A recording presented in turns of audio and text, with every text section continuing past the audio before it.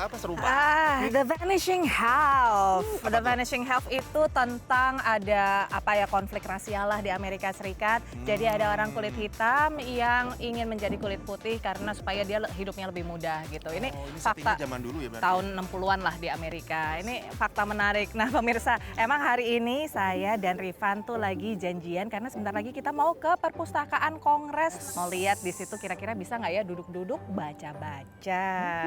Bisa ya, dan cari-cari buku apa aja yang ada di sana ya. Betul, ya. Nah, kita pemirsa belum nyapa loh. Iya, ini baru hey. mulai. Hai, apa kabar pemirsa? Ketemu lagi dalam program Mingguan VOA Dunia Kita.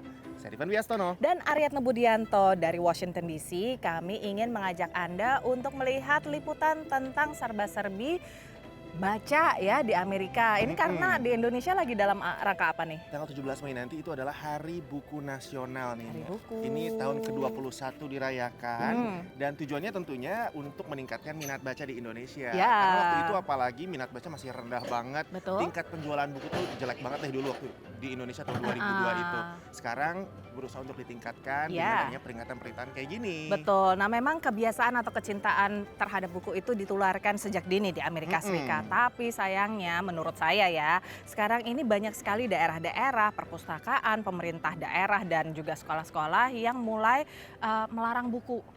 Jadi karena dianggap ada berbagai pertimbangan politik dan sosial dan lain sebagainya. Dinamika di Amerika ya. Nah, selain ngomongin soal pelarangan buku yang sekarang lagi marak ada di beberapa wilayah di Amerika Serikat, kita juga pengen ngeliat nih kiprah seorang fotografer sebetulnya dia keturunan suku asli Amerika yang berkeliling ke berbagai suku asli yang sudah diakui di Amerika, ada berapa ratus gitu ya, untuk menuliskan kisah-kisah mereka ke dalam sebuah buku. Dan dia sekarang lagi tour buku untuk menjelaskan sebetulnya seperti apa sih kehidupan Native Americans itu. Pemda Llano County di negara bagian Texas mempertimbangkan menutup perpustakaan setempat setelah seorang hakim federal membatalkan keputusan Pemda untuk melarang sejumlah buku yang dinilai bersifat pornografi. Pegawai perpustakaan, Suzette Baker, dipecat karena menolak mencabut buku-buku tersebut dari rak. I would like to know how the history of the KKK is pornographic. How to be an anti-racist. How is that pornographic? It's not. This is about taking away rights. This is not a communist nation. This is not a Nazi nation. You do not get to pick our reading material.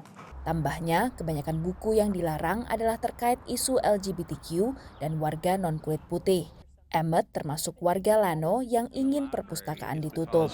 We haven't been able to get these books that are definitely pornographic moved to an adult section that I am willing to close the whole library down to prevent them and keep them out of my children's hands. Menurut Asosiasi Perpustakaan Texas, walau buku-buku itu mungkin kontroversial bagi sejumlah warga, tapi mereka bukan pornografi. Sekitar 40 rancangan undang-undang yang masuk di DPR negara bagian Texas sesi ini adalah tuntutan pidana terhadap pustakawan. Librarians are leaving the profession because there is this threat of potential criminal prosecution or just harassment within their communities. Carrie Ann Holt adalah penulis asal Texas yang bukunya telah dilarang di banyak perpustakaan. Bukunya mengisahkan dua siswi SMP yang saling suka. In our industry, we worked really hard to not only diversify the voices in books and the authors and everything, but to show queer joy or black joy. And as those numbers have increased, the numbers of books being banned have increased almost exactly the same. Komisioner Llano County memilih untuk mempertahankan perpustakaan tetap buka selagi mengajukan banding ke tingkat federal untuk mengembalikan buku-buku ke perpustakaan. Diharapkan putusan federal akan keluar Oktober mendatang. Dari Llano, Texas, VOA. Hari ini suasana Elliott Bay Book Company cukup meriah dengan tabuhan genderang dan tarian. Pemandangan yang tidak jamak untuk acara peluncuran buku. Bagi Matika Wilbur, ini merupakan peristiwa emosional, merayakan 10 tahun kiprahnya, mendokumentasikan ratusan suku asli Amerika Utara agar kisah mereka tertuang lebih akurat. I don't know how to describe how overwhelming that feels to get to like see a need in community and then participate in fulfilling that need. And it feels like a great responsibility and a great joy and an honor and a privilege. Semua berawal dari upaya mencari materi visual yang relevan tentang suku-suku asli Amerika Utara. 2012, I was a teacher at the tribal school in Nargaz in Tulalip. And while I was teaching, the elders in my community, they came to me and they said, Matika, will you put together a curriculum that represents our people? And I found a lot of books written about Native by white people. Ambisinya mendokumentasikan ke seluruh 562 suku yang diakui pemerintah federal AS membuatnya terjun keliling negara dengan mobil RV. The most profound thing that happened is I fell in love with my people so intimately and found a deep and profound appreciation for our traditional culture and our contemporary culture. Baginya sangat penting untuk menuangkan kisah ke 1.200 orang yang ia temui sesuai dengan apa yang mereka inginkan. Hal tersulit memilah mana yang tidak dimasukkan dalam buku. Oh, I photographed several people in each tribe, and then the editing process was, yes, very painful. We certainly made decisions based off of, like not too much overlapping information. Kini jumlah suku yang diakui pemerintah federal bertambah menjadi 574. Nahaan, pemimpin kelompok tari ini, adalah salah satu narasumber buku. It's real exciting. There was no opportunity for us to read books written by our own people. So a lot of it was just held by story. So that was always important to sit around the campfire and talk story and hear that wisdom. Selagi tur keliling Amerika, Matika berharap bukunya bisa membantu melenyapkan stereotip kuno tentang suku asli dan menginspirasi seniman suku asli lainnya untuk melakukan perubahan. Dari Seattle, Washington, VOA. Nah, sekarang kita istirahat dulu pemirsa, tapi jangan kemana-mana, tetap di Dunia Kita.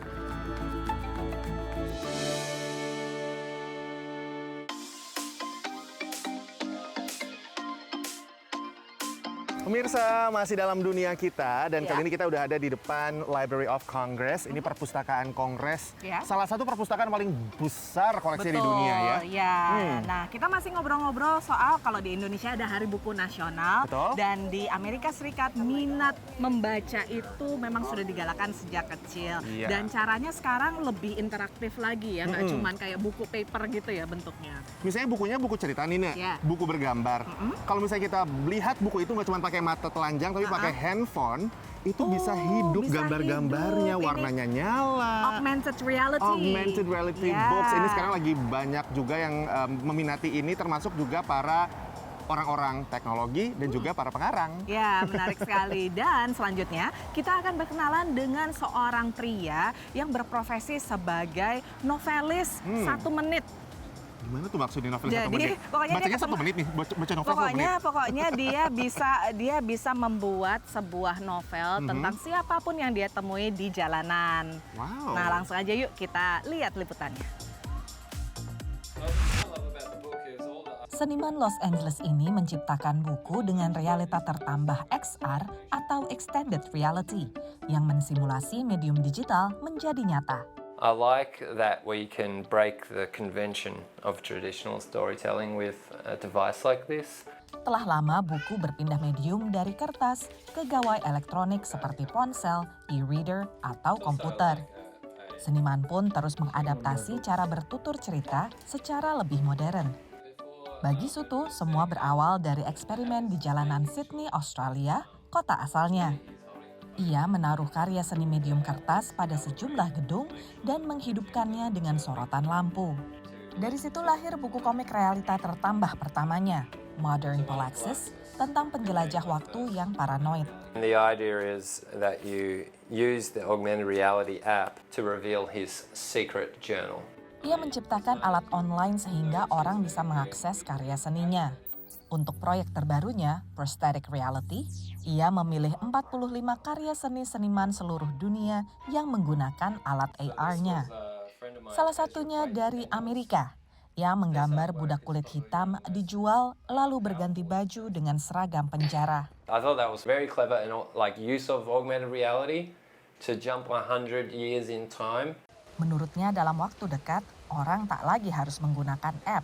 tapi bisa dengan kacamata AR. We will just see the information floating out in front of us. And this will be the sort of the tipping point when we enter into like a full augmented reality future. Masa depan yang lebih menarik dan interaktif. Dari Los Angeles, California, VOA. Are you ready for your story? Selama lebih dari 40 tahun, Dan Hurley berprofesi sebagai penulis. Di era 1980-an, ia menciptakan genre 60-second novel. Kisah 1 menit orang-orang yang ia temui di jalanan Chicago dan New York. So many people just rush by, they're in a rush, their head is lost in their thoughts. Yang tadinya disangka hanya eksperimen sementara, berubah menjadi sebuah panggilan. In April of 1983, I took my typewriter onto the street on Michigan Avenue. And as I'm doing this, I'm thinking, this is a big mistake.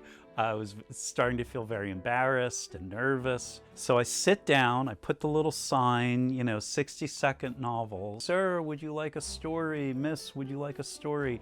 And everybody's ignoring me. And then a older woman came over and I just talked to her for a minute. And I wrote just a few sentences. I pull it out of the typewriter and there's like 20 people around me. And I read it to her, everybody claps. Siang itu, Dan mendapat $50. Ia tersadar bahwa iseng ini bisa berpotensi besar. Maka Dan kembali ke kota asalnya, New York, untuk mengadu untung akhir pekan. Selama 2 hari, Dan berhasil mengantongi $500, sehingga ia memutuskan untuk kembali menetap. Pekerjaannya terlihat mudah. Ngobrol 1-2 menit untuk mencari kisah terpenting dalam hidup konsumen, lalu mulai mengetik dengan cepat. Ia tidak menulis untuk khalayak, melainkan untuk individu tertentu. Menurutnya, tidak ada penulis lain yang melakukan hal serupa. I definitely get people who I feel like I'm the first person they've had a real conversation with in years. Folks tell me about divorce, mental illness. I'm like totally open to them. I'm not judging them. I am there to write their story. Setelah 4 tahun menulis di jalanan, Dan menjadi terkenal dan sering diundang ke berbagai pesta dan acara. Tapi bukannya lebih bahagia, Dan merasa terjebak. Ia pun kembali ke jalanan, kembali bertemu orang-orang baru. Baginya, kisah setiap individu patut diabadikan. Dari kota New York, VOA. Nah pemirsa, sekarang kita istirahat lagi, tapi sehabis ini kita akan beralih ke sebuah topik yang lain. Tak kalah menarik ya? Tak kalah menarik tentunya, jangan kemana-mana, tetaplah di Dunia Kita.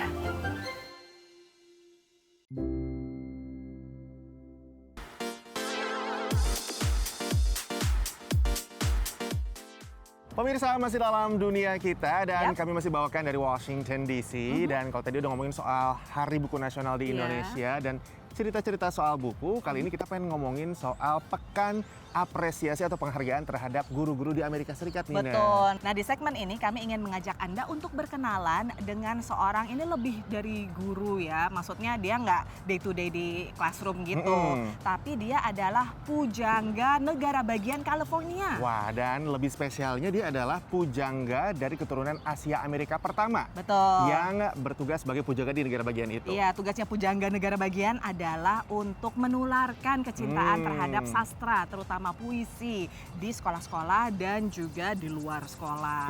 Ya. Nah, tapi berikutnya kita juga akan mengajak Anda untuk jalan-jalan mencicipi restoran Eropa dengan cita rasa Indonesia.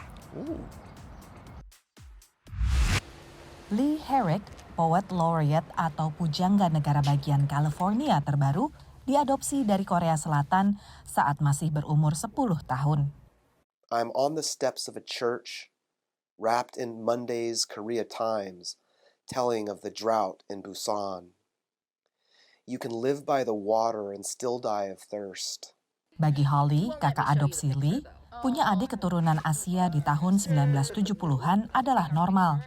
Tapi tidak bagi umumnya siswa di sekolahnya. Some kids just assume that we or not. We were playing games on them. And then there was times where I would stick up for him because people would make comments about him and I would, jump to defend him. Tumbuh di keluarga kulit putih di pedalaman California, Lee terlihat mencolok.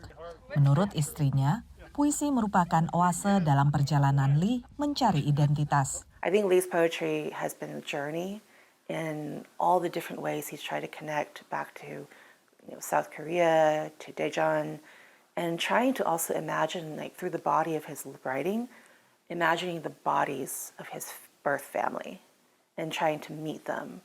Lee tidak berhasil menemukan keluarga biologisnya di Korea Selatan.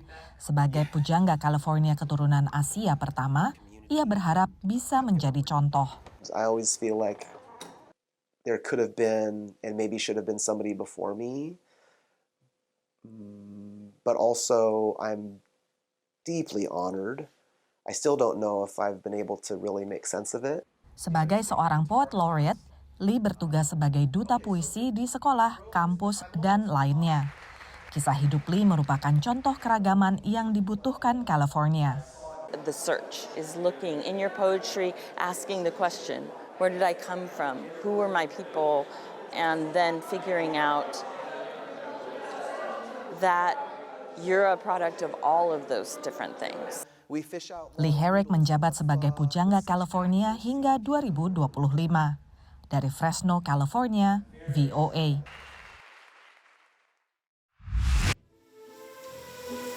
The schnitzel, Wiener schnitzel. Kayak orang Japanese food bilang katsu, kayak meat, breaded meat, and then fried. Pan-fried. Wiener Schnitzel atau daging berlapis tepung roti yang digoreng, masakan khas Austria adalah menu andalan di Eurobistro. Restoran di Herndon, Virginia ini merupakan satu-satunya restoran yang menyajikan menu Austria dan Eropa di daerah ini.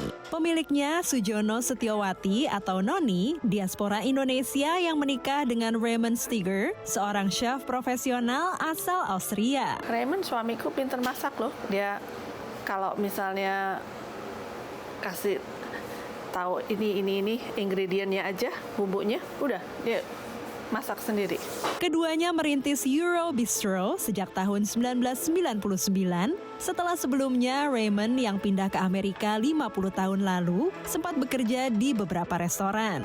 It's nice to cook and then you serve it to the people and you see how they enjoy it. That is good. I mean, you're creating something what the people enjoy and have a good time, yeah.